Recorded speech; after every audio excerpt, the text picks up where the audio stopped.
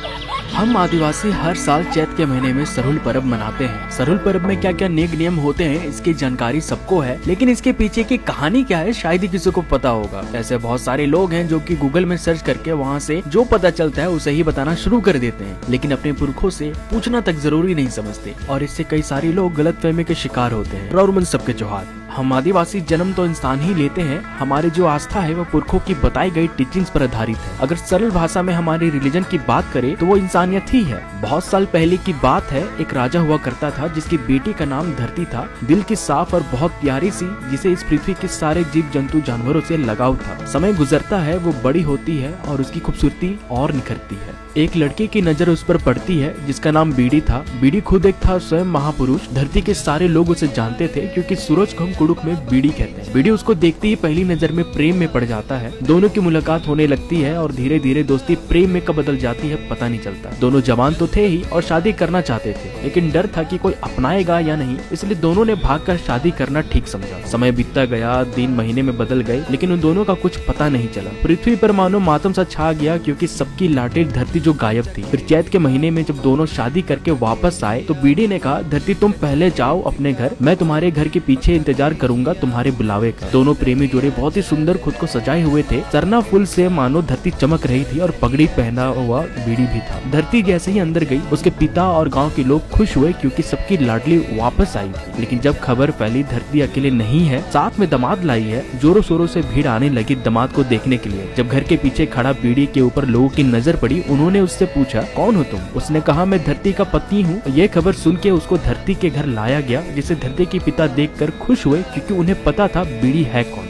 बस इसी वजह से सरहुल पर्व को मनाया जाता है, जिसे अलग अलग भाषा में अलग अलग नामों से जाना जाता है।